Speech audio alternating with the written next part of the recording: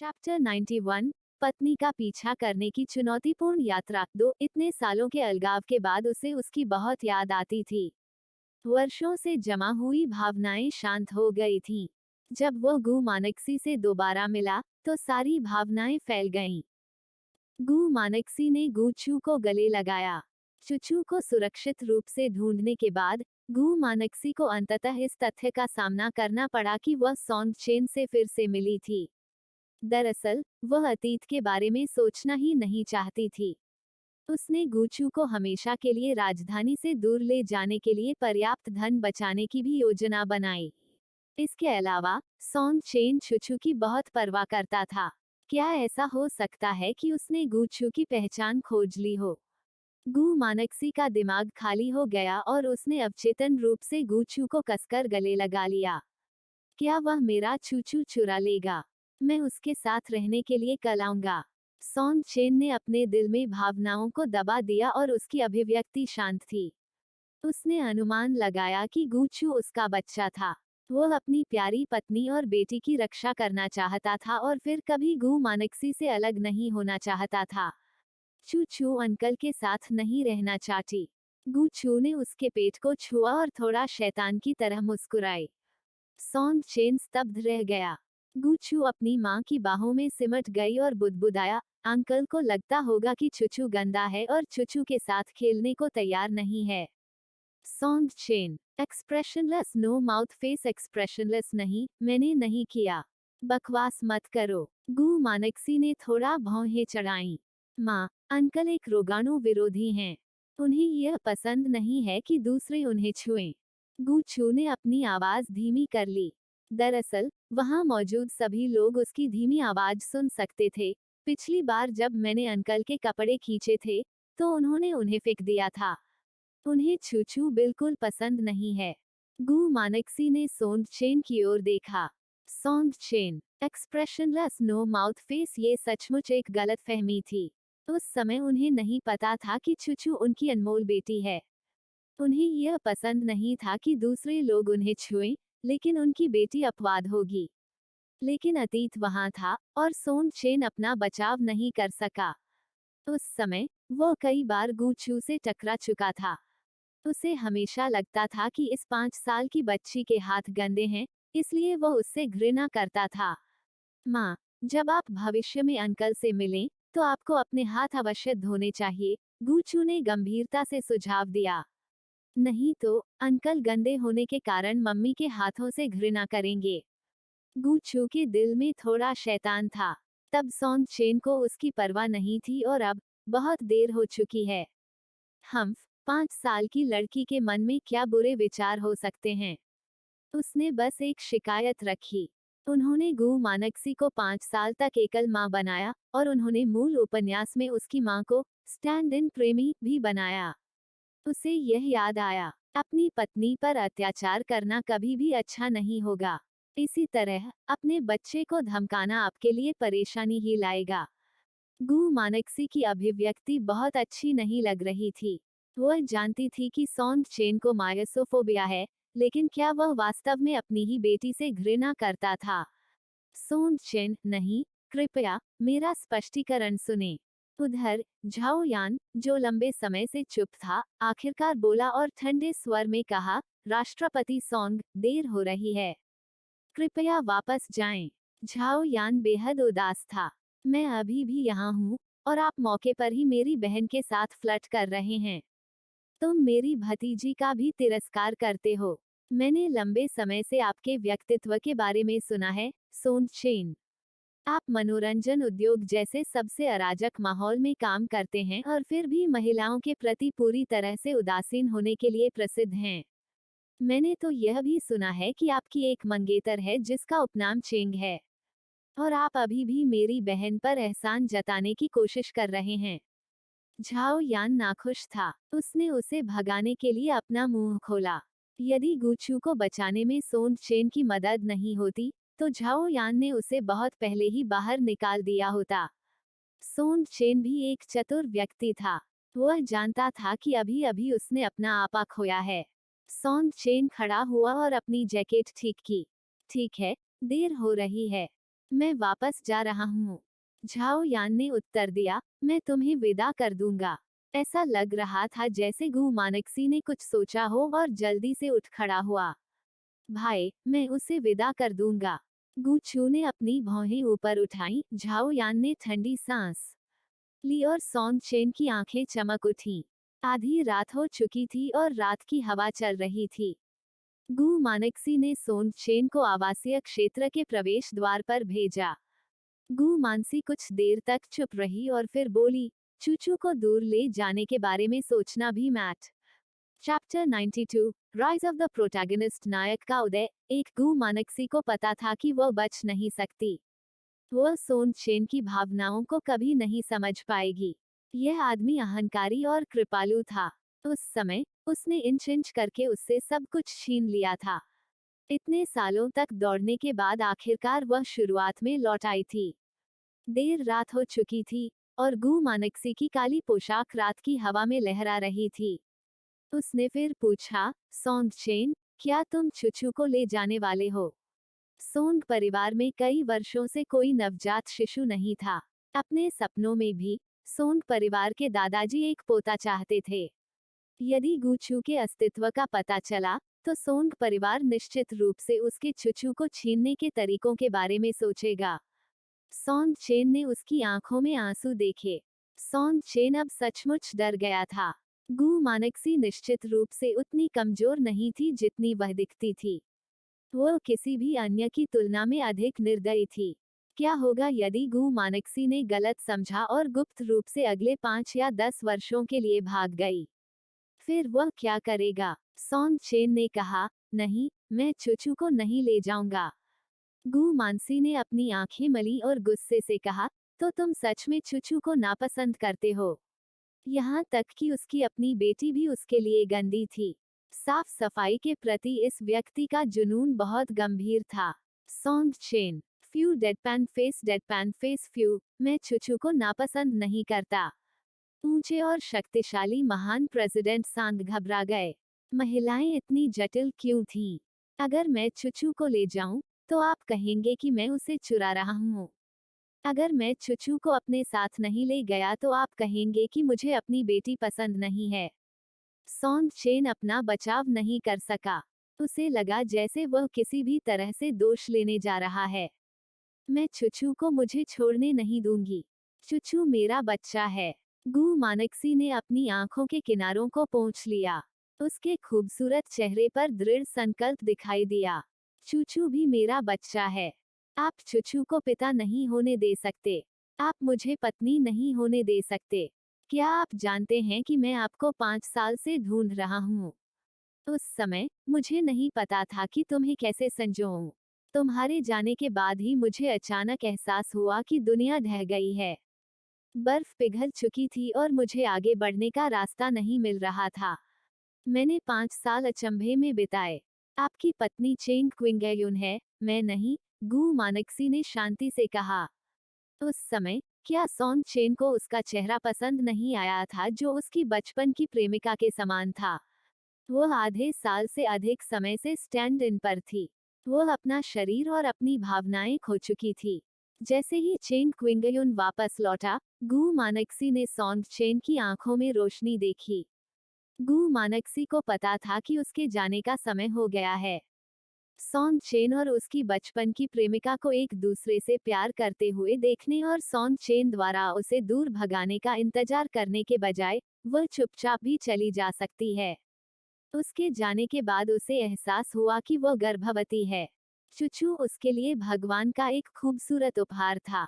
वह उसकी जिंदगी थी। रुऑक्सी, मैं उससे प्यार नहीं करता, सोंग चेन समझाना चाहता था। उस समय वो वास्तव में एक झटका था। वह स्पष्ट रूप से गु मानकसी से प्यार करता था, लेकिन अपने घमंड के कारण वह कुछ भी नहीं कह सका। फिर भी उसे उसे अपने पास रखने का बहाना ढूंढना पड़ा। उन दोनों के बीच गलतफहमी आसमान जितनी ऊंची और समुद्र जितनी गहरी थी। इसे 1 या 2 वाक्यों में समझाना सचमुच कठिन था। बजना झाओ यान पड़ोस के प्रवेश द्वार तक टहलता रहा। मानकसी, चलो घर चलते हैं। गु मानकसी अब सोंग चेन से बात नहीं करना चाहती थी। उसने सोनचेन की ओर सिर हिलाया और तुरंत कहा, कल मत आना।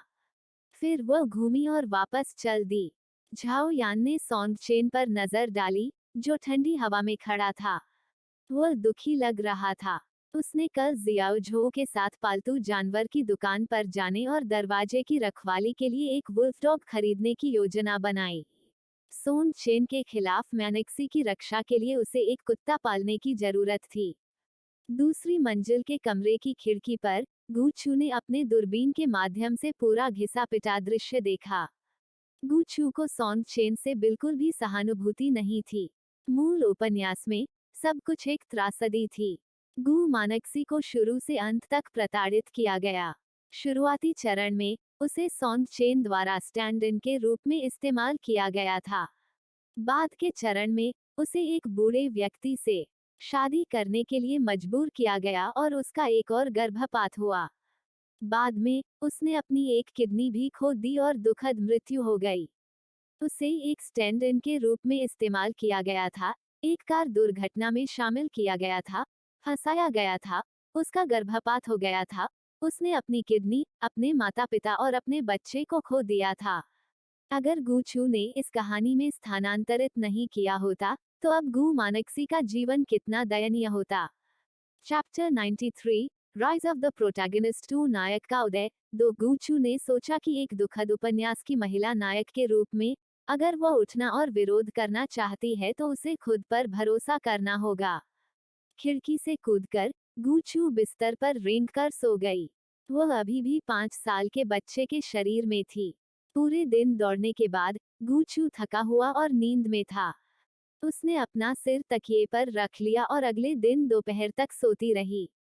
गू मानक्सी को अपने बच्चे पर तरस आया और उसने उसे नहीं जगाया।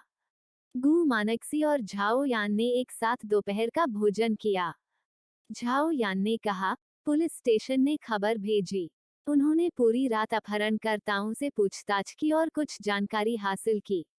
गू मानक्सी ने अपनी उंगलियां भींच ली और पूछा, क्या यह तांग चुनशियू द्वारा किया गया था? गू मानक्सी आमतौर पर लो प्रोफाइल रखती थी और लोगों को नाराज न करने की पूरी कोशिश करती थी। राजधानी में आने के बाद एकमात्र लोग जिनका उसके साथ टकराव हुआ, वे झाओ परिवार थे। उसकी जैविक मां, तांग चुनक्सियू, लंबे समय से चुचू के अस्तित्व को नापसंद करती थी। झाओ यान ने कहा, लोगों के दो समूह हैं। बाई यी को जियाओझो से ईर्ष्या है। किसी के समझाने के बाद उसने चुचू को निशाना बनाने का फैसला किया। जहां तक अपहरणकर्ताओं की बात है, झाओ यान रुक गया। वांग कियांग ने दावा किया कि उन्हें ऑनलाइन एक आभासी अनुरोध प्राप्त हुआ था। एक रहस्यमय व्यक्ति ने उन्हें बड़ी रकम का भुगतान किया और विशेष रूप से चुचू का अपहरण करने के लिए कहा। पुलिस ने इस ऑनलाइन आईडी की जांच की। खाता संयुक्त राज्य अमेरिका से आया था, इसलिए वे जांच जारी नहीं रख सके। वांग कियांग झूठ नहीं बोल रहे थे। उन जैसे भगोड़ों का अपना सोशल नेटवर्क था। हमेशा कुछ लोग ऐसे होते थे जो अपनी पहचान उजागर करने को तैयार नहीं होते थे। उन्होंने भगोड़े की क्षमता देखी और उसे हत्या के लिए नियुक्त किया। लेकिन समस्या यह थी कि 5 साल के बच्चे का अपहरण कौन करेगा? और कोई व्यक्ति संयुक्त राज्य अमेरिका में क्यों रहता था? झाओ यान झाओ परिवार से परिचित था। झाओ परिवार की शक्ति को राजधानी में केवल मध्यम वर्ग माना जाता था। तांग चुनक्सियू और झाओ जिंग की शक्ति का संयुक्त राज्य अमेरिका तक फैलना असंभव था। संयुक्त राज्य अमेरिका। गू मानक्सी भ्रमित दिखी और बेचैनी से कहा, चूचू और मैं सिर्फ सामान्य लोग हैं। हमारे पास कोई शक्ति या प्रभाव नहीं है। संयुक्त राज्य अमेरिका से किसी को नाराज करना हमारे लिए असंभव है। गू मानक्सी के बाकी शब्द उसके गले में अटक गए। उसने किसी के बारे में सोचा। 3 अपहरणकर्ता थे। झाओ परिवार ने बाई यी को काम पर रखा था। झाओ यान ने निष्कर्ष निकाला। अन्य 2 को दूसरों द्वारा निर्देश दिया गया था। मुझे लगता है कि यह चुचू के जैविक पिता से संबंधित हो सकता है। भाई और बहन इतने लंबे समय से एक साथ थे, लेकिन झाओ यान ने कभी यह पूछने की पहल नहीं की कि गू चुचू के जैविक पिता कौन थे। वह गू मानक्सी का सम्मान करता था। जब तक गु मानक्सी ने इसका उल्लेख करने की पहल नहीं की, झाओ यान पूछने की हिम्मत नहीं करेगा। गु मानक्सी एक लंबी चुप्पी में डूब गई और फिर से नहीं बोली। सीढ़ियों के कोने पर गु छू ने सुनने के लिए अपने कान ऊपर उठाए। क्या वास्तव में दो ताकतें हैं जो मेरा अपहरण करना चाहती हैं? एक शक्ति झाओ परिवार है और दूसरी रहस्यमय शक्ति संयुक्त राज्य अमेरिका से है। गु छू का छोटा दिमाग सोचने लगा। वह जल्दी से वापस छोटे कमरे में भाग गई, दरवाजा बंद कर दिया और कंप्यूटर चालू कर दिया। उसकी पीली गोल मटोल उंगलियां कीबोर्ड पर तेजी से चलने लगीं। वह वांग कियांग के संचार रिकॉर्ड की तलाश में थी। संयोग से गु छू इस व्यक्ति को 1 साल पहले से जानता था। वांग कियांग पिंगेंग गांव में भाग गए थे। यह वह जगह थी जहां गु मानक्सी गु छू को 5 साल के लिए रहने के लिए लाया था। जब वांग कियांग वहां पहुंचे तो उन्होंने वहां 3 छात्राओं की बेरहमी से हत्या कर दी। पुलिस ने हर जगह गिरफ्तारी वारंट चस्पा कर दिया था।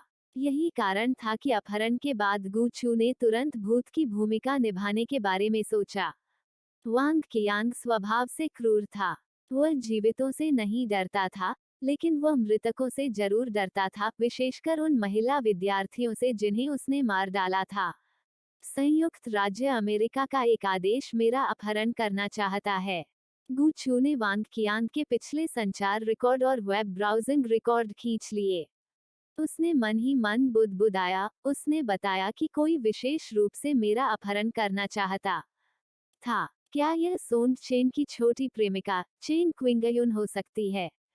मूल उपन्यास के मुख्य पुरुष नायक के रूप में सोन चेन स्वाभाविक रूप से लंबा, सुंदर और अमीर था। उसके चारों ओर बहुत सी सुंदर स्त्रियां और पुरुष थे। उनमें से सोन चेन की सबसे बड़ी अनुयायी मूल उपन्यास की महिला खलनायक भी थी। उसका नाम चेंग क्विंगयुन था। चैप्टर 94, वह आदमी वापस आ गया है। यदि गु मानक्सी की जैविक बहन झाओ मानशी को ग्रीन टी कुतिया के रूप में वर्णित किया जा सकता है, तो मूल उपन्यास में पहली महिला सहायक अभिनेत्री चेंग क्विंगयुन के रूप में उसे 4 शब्दों के साथ वर्णित किया जा सकता है: the founder of green tea, master of green tea. उसकी नाजुक और खूबसूरत त्वचा के नीचे एक डायन जैसा द्वेषपूर्ण हृदय था। वह कमजोर होने का नाटक करने में माहिर थी और उसके आंसू किसी भी समय आ सकते थे। वह कागज के टुकड़े की तरह नाजुक थी और उसका पूरा शरीर समस्याओं से भरा हुआ था। ये समस्याएं किसी भी समय उत्पन्न हो सकती हैं और किसी भी समय ठीक भी हो सकती हैं। सॉन्ग चेन को पाने के लिए चेन क्विंगयुन ने महिला नायक गु मानक्सी पर सभी प्रकार की घटिया रणनीति के साथ हमला किया। संयुक्त राज्य अमेरिका में अपने इलाज के शुरुआती चरण में सोन चेन को गु मानक्सी मिली, जो चेन क्विंगयुन से काफी मिलती जुलती थी, और एक अनुबंध पर हस्ताक्षर किए। गु मानक्सी उनकी स्थानापन्न पत्नी बनी। चेन क्विंगयुन ने जल्द ही गु मानक्सी के अस्तित्व की खोज की। वह इतनी गुस्से में थी कि रातों रात ठीक हो गई। वह देश लौट आए और सोन चेन के साथ अपना रिश्ता जारी रखा और गुप्त रूप से गर्भवती गु मानक्सी का पीछा किया। बाद में चेन क्विंगयुन को अनजाने में पता चला कि गु मानक्सी को एक गंदे आदमी निर्देशक ली से शादी करने के लिए मजबूर किया गया था।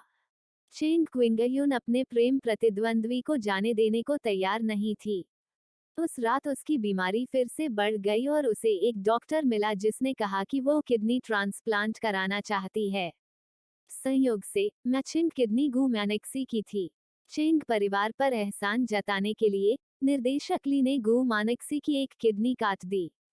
चेंग क्विंगयुन, मैं तुम्हें भविष्य में मार डालूंगी। पुस्तक में नाटकीय कथानक के बारे में सोचते हुए गु छू ने अपने दांत पीस लिए। लेखक को उनकी मूर्खता के लिए डांटते हुए उन्होंने वांग कियांग के व्यक्तिगत सूचना स्रोत की खोज जारी रखी। यदि वांग कियांग के पीछे वाला व्यक्ति वास्तव में चेंग क्विंगयुन होता, तो गु छू उसे कभी जाने नहीं देता। कंप्यूटर स्क्रीन पर 10 दिन पहले के एक संचार रिकॉर्ड ने गु छू का ध्यान खींचा। उसने अपना छोटा सा सिर झुकाया और जल्दी से संचार आईपी की खोज की। जैसा कि अपेक्षित था, यह संयुक्त राज्य अमेरिका से एक आईपी स्रोत था। इसे बहुत अच्छे से छुपाया गया था। एक सामान्य हैकर इसे क्रैक नहीं कर सका। चेंग क्यूई के छोटे भाई बोबो को इसे सुझाने में कम से कम आधा दिन लगेगा। गू चू ने अपने गुलाबी होठों को सिकोड़ लिया और सूचना स्रोत का त्वरित विश्लेषण करने के लिए अपनी उंगलियों का उपयोग किया। केवल 10 मिनट बाद आईपी पते से पता चला कि यह न्यूयॉर्क, संयुक्त राज्य अमेरिका में एक जागीर से था। गू चू ने भौहें चढ़ा दी। यह सही नहीं है। उसने जागीर के मालिक की तलाश की।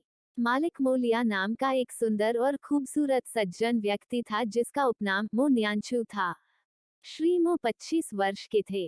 वह वॉल स्ट्रीट का एक युवा और होनहार अभिजात वर्ग था। उनके पास साफ सुथरे व्यवसाय थे और उनका चेंग किंगयुन से कोई लेना देना नहीं था। उसका गू चू से भी कोई लेना देना नहीं था। ऐसा लग रहा था कि चेंग क्विंगयुन इस बार शामिल नहीं थे। इसके बजाय यह एक सज्जन जैसा अमेरिकी टाइकून था जो था।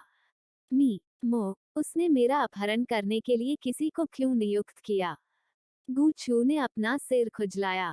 जैसे ही वह मिस्टर मो की जानकारी खोजने वाला था, उसके कंप्यूटर ने नीली स्क्रीन के अलावा कुछ नहीं दिखाया। शब्दों की एक पंक्ति प्रकट हुई। विश्व हैकर प्रतियोगिता में मिलते हैं, मोलिया खुश। सभी लाइनें काट दी गईं। गू चू अचानक खादी हो गई। उसकी बड़ी बड़ी काली आंखें झपकने लगी क्योंकि उसे खतरे का तीव्र आभास हुआ। बकवास। किसी ने वास्तव में उसे खोजा था। प्रशांत महासागर के पार। इस उपन्यास में वास्तव में कोई था जो उसकी हैकिंग क्षमताओं के बराबर था। असंभव। गू चू का छोटा मस्तिष्क तेजी से सोच रही थी। यहाँ तक अपने पिछले जीवन में भी वह निरंकुश एस ऑफ हार्ट्स थी, लेकिन फिर भी उसे कोई ऐसा व्यक्ति नहीं मिला जो उसके बराबर हो। उसके अलावा बाकी सभी हैकर बेकार थे। अचानक गू चू ने कुछ सोचा और अचानक अपना दिल पकड़ लिया। बकवास। क्या यह वही आदमी हो सकता है जो उसका पीछा कर रहा था? ऐसा लगता था कि वो कंप्यूटर के साथ खिलवाड़ करना भी जानता था। जब धमाका हुआ तो वह आदमी भी वहीं था। क्या ऐसा हो सकता है कि वह भी इस पुस्तक में स्थानांतरित हो गया हो? चैप्टर 95। वह आदमी वापस आ गया है। दो गूछू खून की उल्टी करना चाहती थी। अपने पिछले जीवन में मैंने बहुत से बुरे कर्म किए थे और लोग मुझसे घृणा करते थे। आपने पूरी दुनिया में मेरा पीछा किया और मुझे कोई आपत्ति नहीं हुई। अब मैं पूरी तरह से बदल गई हूँ और 5 साल के बच्चे की तरह सहज महसूस करती हूँ। मैंने किसी को नहीं मारा, मैंने आग नहीं लगाई और मैं तुम्हारे साथ सोई भी नहीं। हर दिन मैं आज्ञाकारी ढंग से किंडरगार्टन में अपना स्कूल बैग ले जाती थी, एक खूबसूरत नन्ही परी बनने के लिए दृढ़ संकल्पित थी। मैं बहुत दयालु, मासूम और प्यारी हूँ, तो आप मुझे जाने क्यों नहीं देते? तुमने मुझे मारने के लिए एक अपहरणकर्ता को भी भाड़े पर ले लिया। गू चू शाप देना चाहती थी। संभवतः यही वह कमीना है, शेन सी। गू चू ने अपने दांत पीस लिए, उसकी उंगलियां कीबोर्ड पर तेजी से चल रही थीं। उसने तुरंत एक विनाश आदेश दर्ज किया और शाप दिया, अगर मुझे पहले पता होता, तो मैं उसे नपुंसक बना देती। उसने विश्व हैकर प्रतियोगिता के बारे में सोचा जिसका फिर से उल्लेख किया गया था। यह एक कार्यक्रम था जो वर्ष की दूसरी छमाही में संयुक्त राज्य अमेरिका में आयोजित किया गया था। इसका आयोजन कई शीर्ष हैकर संगठनों द्वारा किया गया था और इस कार्यक्रम में भाग लेने के लिए दुनिया भर से हैकर्स को आमंत्रित किया गया था। यदि वे इस प्रतियोगिता को जीत सकते हैं, तो वे मार्शल आर्ट की दुनिया के नेता के चयन के समान हैकर्स के नेता के रूप में अपनी स्थिति स्थापित करने में सक्षम होंगे। गू चू ने अपनी ठुड्डी रगड़ी। ऐसा लग रहा था कि समय आने पर उसे इस कार्यक्रम में शामिल होना होगा और व्यक्तिगत रूप से उस कमीने से मिलना होगा। अगर मैंने उसे पीट पीट कर मार नहीं डाला तो मैं उसका उपनाम ले लेंगी। अमेरिका में, न्यूयॉर्क में पहले ही देर रात हो चुकी थी। सज्जन व्यक्ति ने पोकर कार्ड उसके हाथ में रख दिया। उसकी गहरी और दूर की नजर सामने कंप्यूटर स्क्रीन पर पड़ी। उसके ठंडे होठों के कोने थोड़े मुड़े हुए थे। आखिरकार मैंने तुम्हें पा लिया, एस ऑफ हार्ट्स। उसने पोकर कार्ड पलटा। यह दिलों का चमकीला लाल इक्का था। वह आदमी उठकर आराम करने के लिए अपने कमरे में लौटने ही वाला था कि फ्रांसीसी खिड़कियों के बाहर बगीचे में पानी की व्यवस्था अचानक नियंत्रण से बाहर हो गई। भारी मात्रा में पानी बेतहाशा बहने लगा। पानी ने तेज आवाज की और फ्रेंच खिड़कियों को गीला कर दिया। बगल में कांच का एक टुकड़ा पानी के बहाव से टूटकर जमीन पर गिर गया। यह स्पष्ट था कि किसी ने बगीचे की स्वचालित जल प्रणाली के साथ छेड़छाड़ की थी। उस आदमी ने हल्का सा सिर हिलाया। उसकी स्मृति में वह अभी भी वही प्रतिशोधी छोटी लड़की थी। गु मानक्सी ने दोपहर का भोजन किया और गु चू के कमरे का दरवाजा खटखटाया। उसे चिंता थी कि इतनी कम उम्र में अपहरण होने से गु चू को आघात पहुंचेगा। लेकिन जब उसने दरवाजे को धक्का देकर खोला, तो उसने देखा कि गु चू बिस्तर पर लेटा हुआ अपने फोन से खेल रहा था। जब उसने गु मानक्सी को कमरे में प्रवेश करते देखा, तो गु चू ने खुशी से चिल्लाया। गु मानक्सी ने राहत की सांस ली। सौभाग्य से बच्चे को पीटीएसडी नहीं था। चुचू, आओ और कुछ खाओ, गु मानक्सी ने उसे बुलाया। गु चू आज्ञाकारी ढंग से बिस्तर से बाहर निकला और बेहद संयमित था। गु चू ने एक चम्मच उठाया और दलिया पी लिया। उसने उत्सुकता से पूछा, मम्मी, अंकल कहाँ हैं? गु मानक्सी ने कहा, तुम्हारे चाचा और जियाओ झो पालतू जानवर की दुकान पर गए थे। मैंने सुना है कि वे एक पालतू कुत्ता खरीदना चाहते हैं। दरअसल झाओ यान घर की रखवाली के लिए एक वुल्फ डॉग खरीदना चाहता था। झाओ यान अपनी बहन के प्रति बेहद सुरक्षात्मक था। उसे यह पसंद नहीं था कि सोंग चेन का गु मैनेक्सी के बारे में बुरे विचार हों। एक कुत्ता खरीदने और उसे भगाने का समय आ गया है। गु मानक्सी ने अपनी बेटी को एक बार में एक और दलिया पीते हुए देखा। दलिया खाते वक्त वह आज्ञाकारी और प्यारी लग रही थी। गु मानक्सी को अपने दिल में गर्माहट महसूस हुई। चूचू, क्या तुम अपने पिता से मिलना चाहते हो? गु मानक्सी बहुत देर तक झिझकती रही। उसने गुचू को सच बताने की हिम्मत नहीं की। यदि बच्चा इसे स्वीकार नहीं कर सका तो क्या होगा? गुचू ने दलिया खाना बंद कर दिया। उसने अपना छोटा सिर उठाया और पूछा, क्या चुचू के पिता गोताखोर नहीं हैं? नहीं। गु मानक्सी ने बच्चे के मुलायम बालों को सहलाया। तुम्हारे पिता अभी भी जीवित हैं। अगर चुचू तुम्हारे पिता से मिलना चाहती है, तो मैं तुम्हें उनके पास ले जा सकती हूँ। सत्य को हमेशा के लिए छुपाया नहीं जा सकता। एक दिन गुचू को पता चला कि सोंग चेन उसके पिता थे। गुचू ने गंभीरता से कहा, अगर माँ अभी भी डैडी को पसंद करती है, तो मैं उनसे मिलने को तैयार हूँ। मुझे उम्मीद है कि दुनिया की सबसे अच्छी माँ एक खुशहाल जीवन जी सकती है और खतरे के समय में उसकी रक्षा के लिए डैडी होंगे। जब मैं बड़ी हो जाऊंगी, तो मैं डैडी के साथ माँ की रक्षा करूंगी। चैप्टर 96, दूसरा पुरुष प्रेम रुचि यहाँ है। एक मूल उपन्यास में गु मानक्सी का जीवन बहुत दयनीय था। वह बहुत दयालु थी और वह सभी अच्छी चीजों की हकदार थी। यदि सोंग चेन गु मानक्सी की रक्षा कर सकता था, तो गु चू अनिच्छा से उसे पिता कह सकती थी। यदि सोंग चेन गु मानक्सी की रक्षा नहीं कर सका, तो बहुत सारे पुरुष थे जो गु चू के सौतेले पिता बनना चाहते थे, जैसे चेंग क्यूई, फांग झेंग और लू शानहे। मुस्कुराते हुए और अपने बच्चे के बालों को सहलाते हुए गु मानक्सी की आंखें लाल हो गईं। चूचू, तुम बहुत अच्छी लड़की हो। 5 साल का बच्चा इतना समझदार था कि गु मानक्सी की आंखें भर आईं। उसने अनगिनत बार महसूस किया था कि गुचू स्वर्ग द्वारा उसे दी गई एक नन्ही परी थी। उसने किसी तरह अपना जीवन बदल लिया था और अपने एकाकी वर्षों में नई आशा का संचार किया था। दूसरी तरफ सोंग चेन ने अपना आधिकारिक कामकाज निपटा लिया था और खुद को साफ कर लिया था। सूट और वर्दी के कुछ सेट बदलने के बाद उन्होंने अंततः एक गहरे रंग की चेकदार शर्ट और काली पतलून चुनी। फिर उसने अपने ऊपर कुछ बोइस डी एजेंट छिड़क लिया। प्रेसिडेंट, मैंने उपहार खरीद लिया है। उपहार बॉक्स सौंपते समय सहायक की अभिव्यक्ति जटिल थी। सोंग चेन ने इसकी जांच की और संतुष्टि में सिर हिलाया। उन्हें बच्चों के पालन पोषण का कोई अनुभव नहीं था, इसलिए उन्होंने इंटरनेट पर 5 साल की लड़कियों के लिए लोकप्रिय उपहार खोजे। नंबर 1 उपहार बाबी थी। सोंग चेन ने विशेष रूप से अपने सहायक से सबसे लोकप्रिय बाबी गुड़िया खरीदने के लिए कहा। उसने सोचा कि गुचू जैसी प्यारी और कोमल छोटी लड़की को निश्चित रूप से एक सुंदर बाबी गुड़िया पसंद आएगी। सोंग चेन ने अपना मूड ठीक किया और गु मानक्सी के अपार्टमेंट की ओर चला गया। सोंग चेन, जो अपनी पत्नी और बेटी से मिलने जा रहा था, बहुत अच्छे मूड में था। उसने महसूस किया कि आज सूरज विशेष रूप से उज्ज्वल था, आकाश विशेष रूप से नीला था, सफेद बादल विशेष रूप से प्यारे थे, और सड़क के दोनों ओर हरे भरे पेड़ हरे भरे थे। सोन चेन आवासीय क्षेत्र के प्रवेश द्वार पर रुक गया। उनके बाएं हाथ में फूल और दाहिने हाथ में एक खिलौना उपहार बॉक्स था। प्रेसिडेंट सॉन्ग, एक युवा आवाज सुनाई दी।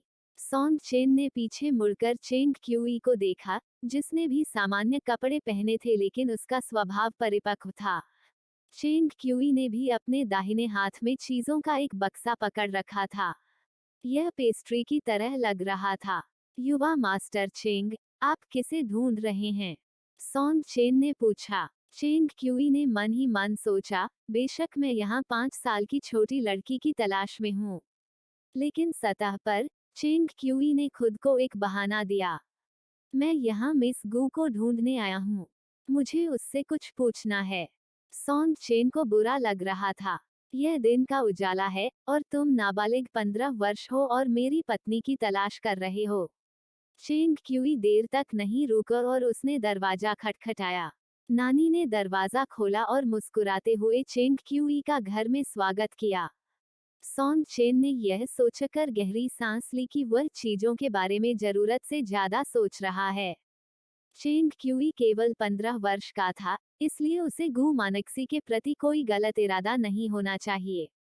जैसे ही सॉन्ग चेन दरवाजा खटखटाने ही वाला था, उसके पीछे से एक आवाज आई।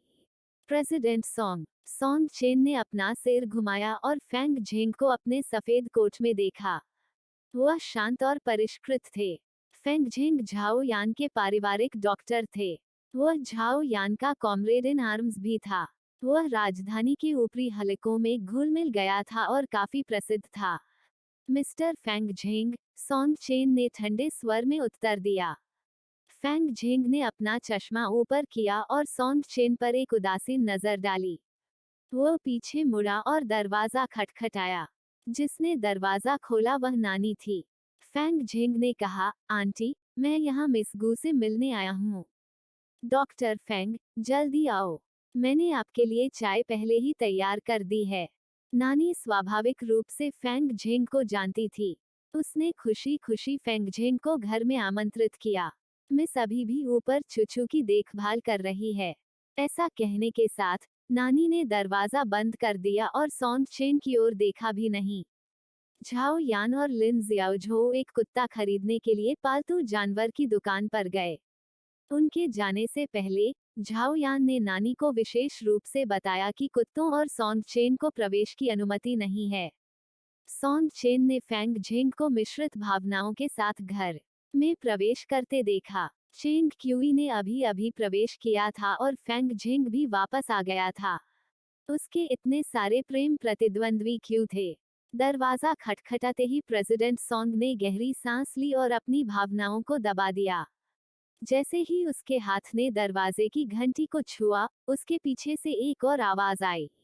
Song chain. चैप्टर 97, दूसरा पुरुष प्रेम रुचि यहाँ है। दो सॉन्ग चेन ने अपने दांत पीस लिए। मैं बस अपनी पत्नी और बेटी से मिलना चाहता था। मेरे रास्ते में इतनी बाधाएं क्यों हैं? इस बार कौन सा रास्ते में है? सॉन्ग चेन थोड़ा नाराज दिखे और उन्होंने अपना सिर घुमा लिया। बिन बुलाए मेहमान एक युवक था। वह लंबा और पतला था। उसके काले बाल उसके सिर के पीछे एक जूड़े में बंधे हुए थे। उनकी आंखें कलात्मक तनाव और अहंकार से भरी थीं। वे बेलगाम और आक्रामकता से भरे हुए थे।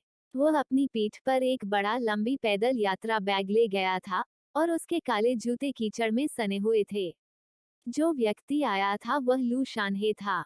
एक नजर देखने पर कोई भी बता सकता था कि वह उस प्रकार का व्यक्ति था जो कला में संलग्न था। कला से जुड़े पुरुष अपने व्यक्तित्व को प्रचारित करने के लिए लंबे बाल रखना पसंद करते थे। लू शानहे ने अपने शिष्य द्वारा भेजे गए प्रचार वीडियो क्लिप को देखा और गु मानक्सी को पहचान लिया।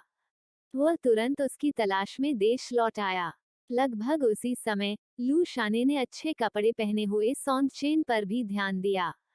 दोनों व्यक्ति, जिन्होंने 5 वर्षों से एक दूसरे को नहीं देखा था, उनकी आंखों में शत्रुता की चिंगारी थी। अरे, तुम सच में मुझे परेशान कर रहे हो? लू शाने ने शाप दिया। सॉन्ग चेन ने उपहास करते हुए कहा, यहाँ भी वैसा ही है। लू शानहे मनोरंजन उद्योग के एक प्रसिद्ध निर्देशक थे। उन्होंने कम उम्र में अनगिनत पुरस्कार जीते थे और उन्हें नई पीढ़ी के निर्देशकों की आशा के रूप में जाना जाता था। सोंग चेन चीनी मनोरंजन उद्योग का सबसे बड़ा नियंत्रक था। उन्होंने अनगिनत मशहूर हस्तियों और सुपरस्टारों को नियंत्रित किया और एक युवा मनोरंजन उद्योग के दिग्गज थे। वह संरक्षकों में शीर्ष संरक्षक और अमीरों में अति धनवान था। वे दोनों कट्टर शत्रु थे, कट्टर दुश्मन जो पहली बार मिलने पर लगातार संघर्ष में थे। यह सब गुरु ऑक्सी के कारण था। लू शानहे कई वर्षों से फिल्म उद्योग में थे। यह गु मानक्सी से उसकी पहली मुलाकात थी और वह विश्वास से परे आश्चर्यचकित था।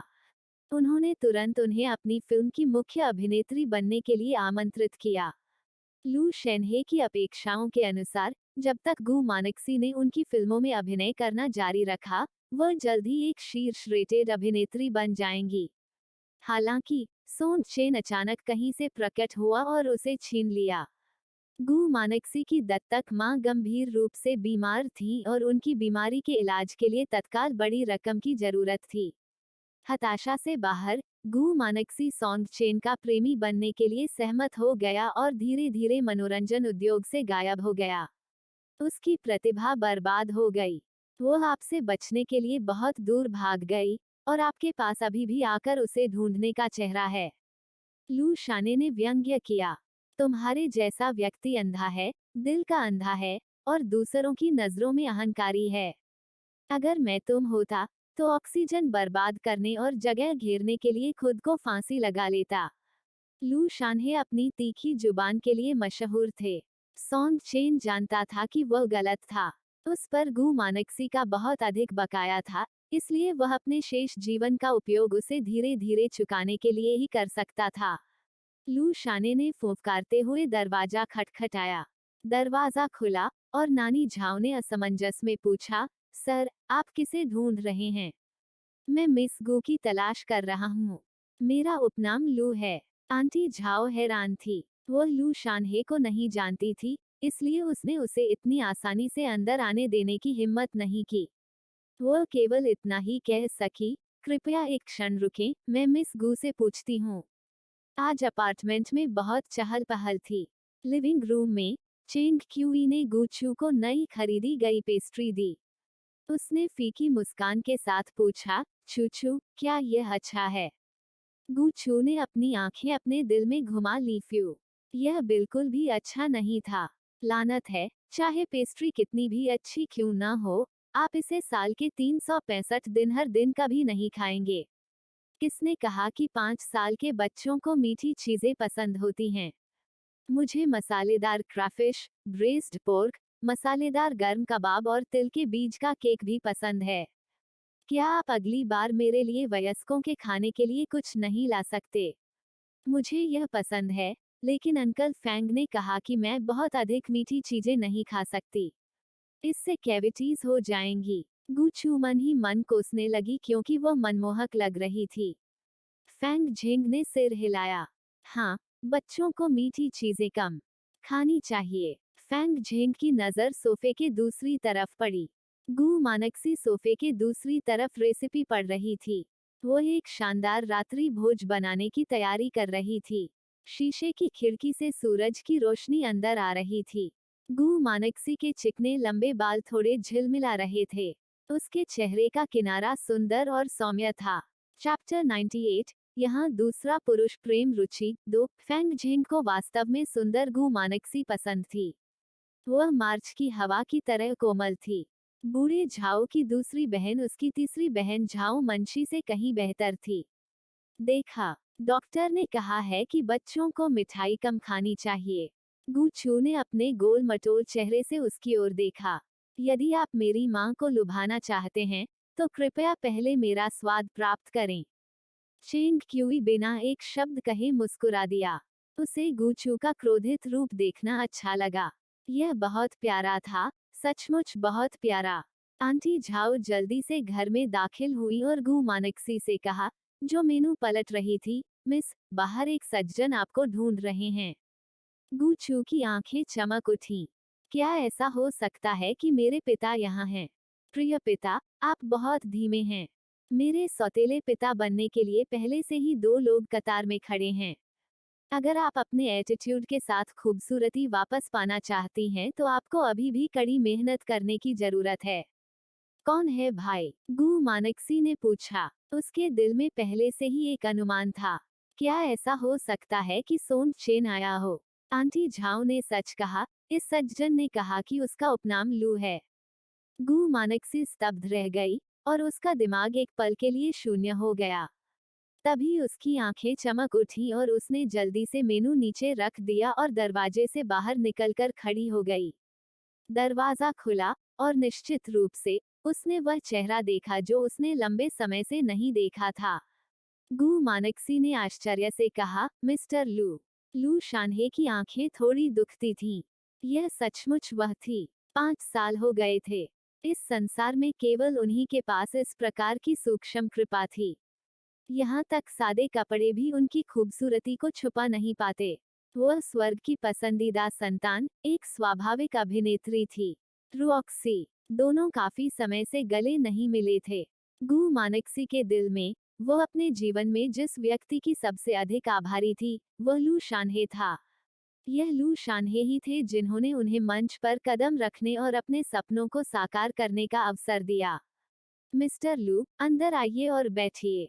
गु मानकसी उत्साहित थी और लू शाने को कमरे में ले गई। दरवाजे पर महान प्रेसिडेंट सॉन्ग, जो लंबे समय से बैकग्राउंड बोर्ड था, आखिरकार खांसने के अलावा मदद नहीं कर सका। तभी गु मानकसी की नजर सोनचेन पर पड़ी। उसने सोनचेन के बाएं हाथ में फूल, उसके दाहिने हाथ में उपहार बॉक्स और उसका ठंडा और सुंदर चेहरा भी देखा। यह अवर्णनीय रूप से हास्यप्रद था। मैं भी अंदर जाना चाहता हूँ।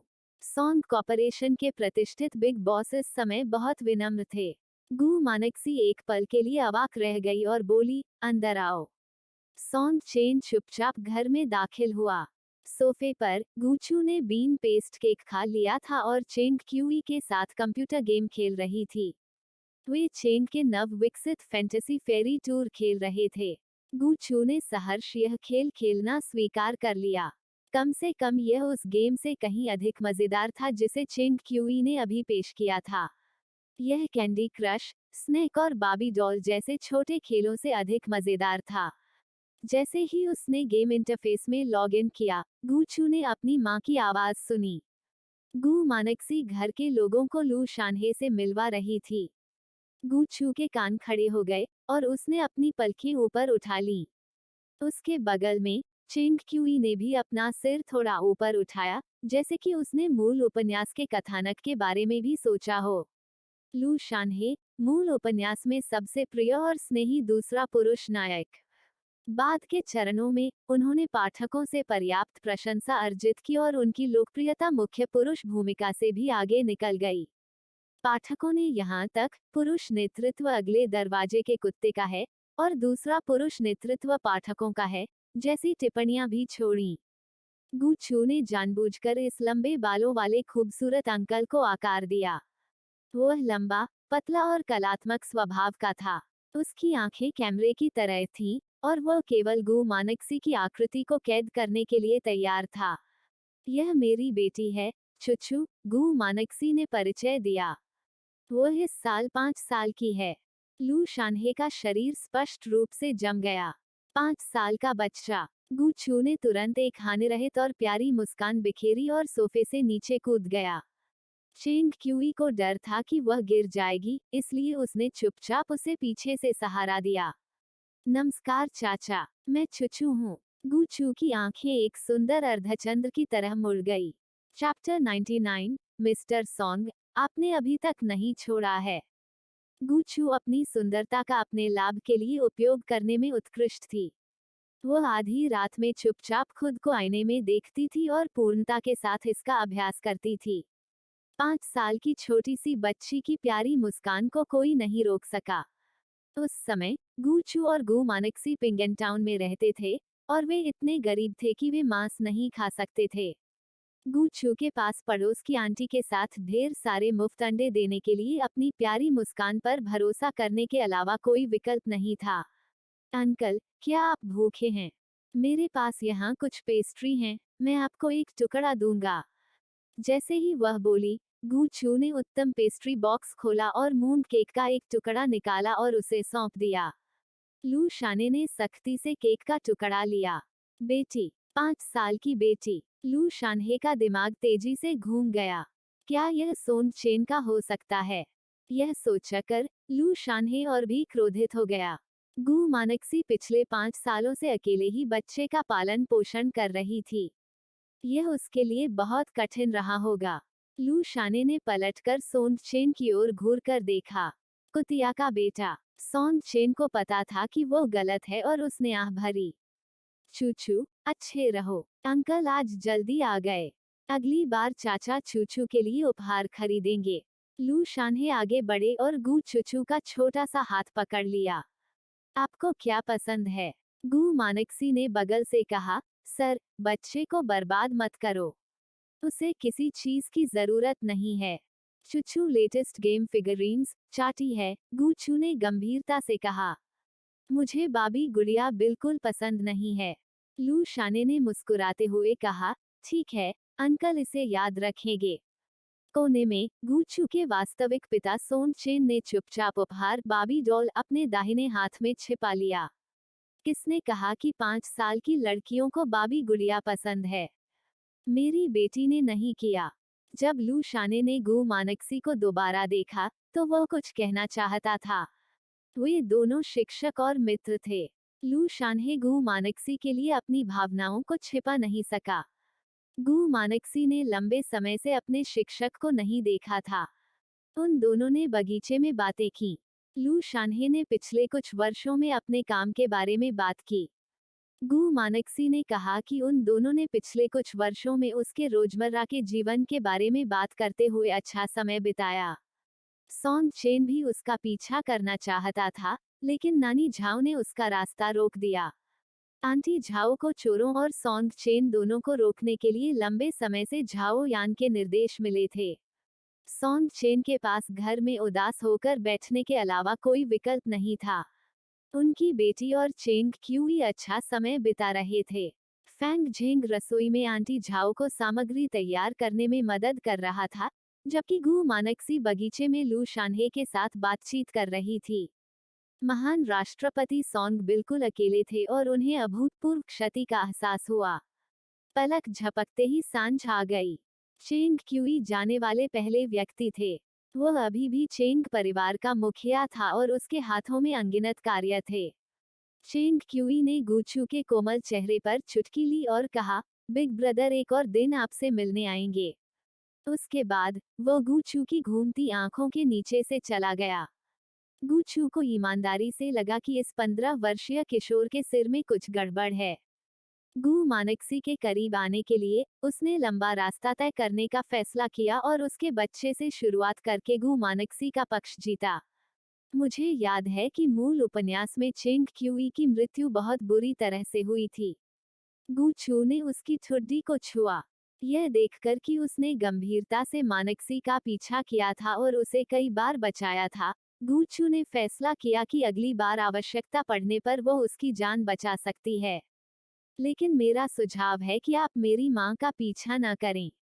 प्रेम में बहुत सारे प्रतिद्वंद्वी हैं और आप कम से कम 5वें स्थान पर हैं। दूसरी तरफ लू शाने को कुछ करना था, इसलिए वह पहले चला गया। गू मानक्सी ने लू शानहे को बाहर भेजा और उसके जाने से पहले लू शानहे ने गंभीरता से कहा, रोऑक्सी। अरे नहीं, मानक्सी, मुझे आशा है कि तुम मेरे अनुरोध पर विचार कर सकती हो।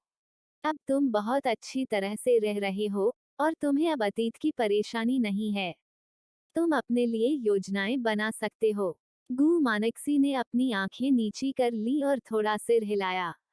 मिस्टर लू, मैं इस पर विचार करूंगी। लू शाने ने उसे गहराई से देखा और कुछ नहीं कहा।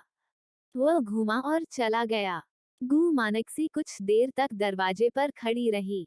जब वह पीछे मुड़ी, तो वह दीवार के कोने से सॉन्ग चेन को सुनते हुए देखकर आश्चर्यचकित रह गई। गु मानक्सी ने आश्चर्य से कहा, मिस्टर सोंग, आप अभी तक नहीं गए। चैप्टर 100। गोल्डी सोंगचेन बेहद उदास था। आपने अभी तक नहीं छोड़ा से उसका क्या मतलब था? क्या ऐसा हो सकता है कि इस महिला ने उसे कभी गंभीरता से नहीं लिया था, या उसने उसे अनदेखा करना ही चुना था? सोंगचेन ने उदास होकर कहा, मैंने अभी तक नहीं छोड़ा है। यहाँ तक वह उसके साथ डिनर भी करना चाहता था। गु मानक्सी ने कमरे में देखा। गु चू अभी भी सोफे पर बैठी अपने कंप्यूटर से खेल रही थी। गु मानक्सी ने अपनी निगाहें पीछे हटा ली और आवाज धीमी कर ली। देर हो रही है। आप काम में व्यस्त हैं। आपको अब जाना चाहिए। वो बस इतना ही कह पाए, आप जा सकते हैं। मैं आपको देखना नहीं चाहती। सोंगचेन और भी उदास हो गया। गु मानक्सी सोंगचेन के उसके करीब आने के खिलाफ थी। सबसे पहले, उसे डर था कि सोंगचेन गुचू को छीन लेगा। दूसरे, वो उन दोनों की एक साथ समय बिताने की यादों का सामना करने को तैयार नहीं थी। सोंगचेन के लिए उसकी भावनाएं बहुत जटिल थीं। प्यार और नफरत, बेबसी और दिल का दर्द था। चेंग क्विंगयुन स्पष्ट रूप से वापस आ गया था। वह चेंग क्विंगयुन से बहुत प्यार करता था, तो फिर भी वह उसके सामने क्यों आया? गु मानक्सी एक स्थानापन्न प्रेमी होने के अपमानजनक वर्षों को कभी नहीं भूलेगी। सोंगचेन ने गु मानक्सी की आंखों में शिकायत देखी। उसने अपने ठंडे और पतले होंठ खोले और समझाया, मैंने कभी तुम्हारे बारे में किसी और के जैसा नहीं सोचा। गु मानक्सी को उसकी बकवास पर विश्वास नहीं हुआ। गु मानक्सी ने ठंडे स्वर में कहा, एक और बात है जो मैं आपको बताना भूल गई। दो ताकतें हैं जिन्होंने चुचू का अपहरण किया है। एक झाओ जिंग तांग चुनक्सियू का परिवार है, और दूसरा संयुक्त राज्य अमेरिका में छिपा हुआ है। कुछ देर रुकने के बाद गु मानक्सी ने सोंगचेन को असंतोष से देखा। मुझे लगता है कि दूसरी ताकत का फिर से आपके पीछा करने वालों से कुछ लेना देना है। Song Chen, no mouth face deadpan face, no mouth face deadpan face, आपका फिर क्या मतलब है? गु मानक्सी को अनर्गल अनुमान लगाने के लिए दोषी नहीं ठहराया जा सकता। अतीत में, जब उसे सोंगचेन की प्रेमिका बनने के लिए मजबूर किया गया था, तो हमेशा ऐसी महिलाएं होती थीं जो सोंगचेन को पसंद करती थीं, जो ईर्ष्या के कारण उसके लिए लड़ती थीं। वे सभी गु मानक्सी की यात्रा करने की कोशिश करेंगे। ऐसे लोग भी थे जिन्होंने अतिवादी रास्ता अपनाया और दुर्भावनापूर्वक गु मानक्सी का अपहरण कर लिया। अतीत में, गु मानक्सी और सोंगचेन आधे साल से अधिक समय तक एक साथ थे। ऐसा लग रहा था कि यह एक गौरवशाली समय था, लेकिन केवल वही जानती थी कि वे दिन हंगर गेम्स जैसे थे। वो कई बार खतरे में पड़ चुकी थी और उसका हर कदम भयावह था। अब जब चुचू का अपहरण कर लिया गया, तो गु मानक्सी को संदेह हुआ कि यह एक दुर्भावनापूर्ण साजिश हो सकती है जो सोंगचेन से प्यार करने वाली महिला या पुरुष की ओर से रची गई हो। उदाहरण के लिए, चेंग क्विंगयुन। चेंग क्विंगयुन को सोंगचेन से इतना प्यार था कि वो पागल हो रही थी। अगर उसे कुछ चैनलों के माध्यम से गुचू के अस्तित्व के बारे में पता चला, तो वो वास्तव में कुछ कर सकती है। भविष्य में हमारी तलाश में मत आना। तुम केवल चुचू के लिए खतरा लाओगे। चेंग क्विंगयुन अभी भी घर पर तुम्हारा इंतजार कर रहा है। जितना अधिक गु मानसी ने इसके बारे में सोचा, वो उतना ही क्रोधित होती गई। वो घूमी और घर में चली गई। उसने धातु का दरवाजा जोर से बंद कर दिया, जिससे सोंगचेन हतप्रभ भाव के साथ दरवाजे पर खड़ा रह गया। सोंगचेन ने अपना हाथ बढ़ाया। मिंगसी, जैसे ही दरवाजा बंद हुआ, सोंगचेन का दिल ठंडा हो गया। वो एक क्षण के लिए दरवाजे पर रुका। आखिरकार, सोंगचेन व्यवसाय जगत का एक विशिष्ट व्यक्ति था। वह चतुर था और जानता था कि जल्दबाजी बर्बादी लाती है। गु मानक्सी का दिल वापस जीतने से पहले उसे अभी भी एक लंबा रास्ता तय करना था। अपनी पत्नी का पीछा करने से पहले उसे अभी भी एक लंबा रास्ता तय करना था। जैसे ही उसने गु मानक्सी के शब्दों पर विचार किया, वह तेजी से आवासीय क्षेत्र से बाहर चला गया। लगातार आधे महीने तक, जब तक सोंगचेन के पास काम नहीं होता, वो गु मानक्सी की तलाश करता रहता था। उनका दैनिक कार्यक्रम होम कंपनी मानक्सी और चुचू बन गया। कोई भी चीज उनके कार्यक्रम को प्रभावित नहीं कर सकती। सबसे पहले झाओयान उसे भगाने के लिए काफी विनम्र था। बाद में जब उसने देखा कि सॉन्ग चेन हार नहीं मान रहा है, तो झाओयान इतना क्रोधित हुआ कि उसने सीधे दरवाजा खोला और कुत्ते को बाहर कर दिया। इस राजसी शुद्ध नस्ल के वुल्फ डॉग को झाओयान और लिन जियाओझो ने पालतू जानवर की दुकान से खरीदा था। उसका फर चमकदार था, उसकी छाल तीखी थी और उसकी आभा राजसी थी। इसे गोल्डी कहा जाता था। हालांकि गोल्डी इतना भयंकर था कि वह किसी भी चीज को काट सकता था, लेकिन वह सॉन्ग चेन को नहीं काट सकता था। हर बार जब वह सॉन्ग चेन को देखती थी, तो शायद वह पुरुष नायक की दबंगई आभा से डर जाती थी, इसलिए वह अपनी सद्भावना व्यक्त करने के लिए अपनी रोएंदार पूंछ हिलाती थी।